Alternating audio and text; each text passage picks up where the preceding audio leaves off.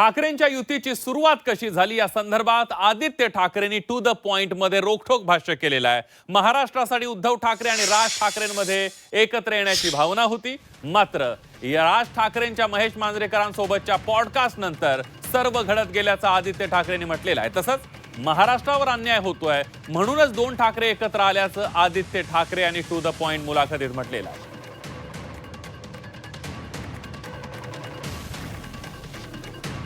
आज जसं मी म्हटलं की अनेक दिवस चर्चा होती, खरं तर अनेक वर्ष तुमच्या पक्षातल्या आणि मुंबईतल्या पक्षाला मानणाऱ्या दोन्ही पक्षांना मानणाऱ्या कार्यकर्त्यांची ती युती आज घोषित झाली। थोडंसं गेले काही दिवस भेटीगाठी होत होत्या, थोडं लांबलं असं वाटत नाही का? तुम्हाला खरं सांगायचं तर जे काही इमोशन्स आम्ही बघत आहोत, जे काही लोकांच्या भावना आम्ही पाहत आहोत, संपूर्ण महाराष्ट्रात असेल, ह्या खूप वेगळ्या आहेत आत्ता तरी। म्हणजे दोन्ही भाऊ आज एकत्र आलेत, दोन पक्ष आज एकत्र आलेत, युती जाहीर झालेली आहे आणि ह्याच्याबद्दल लोकांमध्ये जो आनंद आहे, एक उत्साह आहे आणि सगळ्यात महत्त्वाचं म्हणजे ताकद वाढली आहे।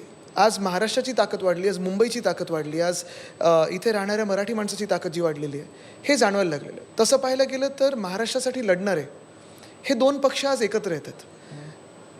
ही जी एक भावना आहे ती संपूर्ण महाराष्ट्रात दिसत आहे। मग जे काही वेळ असते ती योग्यच वेळ असते, ज्या दिवशी तुम्ही सुरुवात करता ती योग्य वेळ।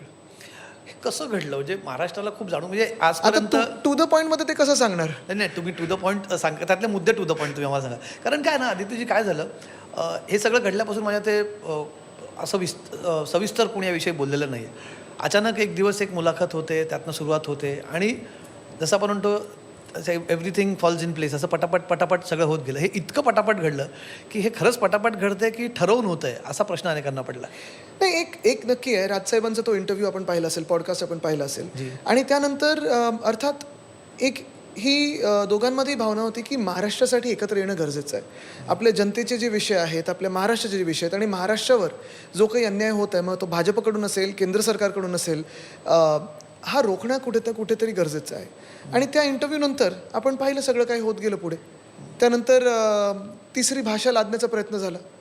भाषेला विरोध नाही आहे, पण हे जबरदस्ती कोणीतरी आपल्यावर काहीतरी लादतंय, त्याला विरोध म्हणून सगळे एकत्र आलो आणि त्यानंतर ते घडत गेलं सगळं काही। कसं घडलं तेच म्हणजे महाराष्ट्राला मी हा प्रश्न का विचारतोय आणि मला याच्याबद्दल का जाणून घ्यायचं आहे, म्हणजे मलाच नाही, मला अनेकांना जाणून घ्यायचं काय माहिती आहे ना, कसं ह्यापेक्षा का घडलं हे जास्ती महत्त्वाचं आहे। आणि का घडलं हे आपल्या डोळ्यासमोर आहे। तुम्ही प्रत्येक दिवशी बातम्या बघा, तुम्ही प्रत्येक दिवशी पेपर बघा, कुठे ना कुठेतरी महाराष्ट्रावर काहीतरी दिल्लीवरनं अन्याय होतोय, कुठे ना कुठेतरी लचके तोडण्याचा प्रयत्न होतोय।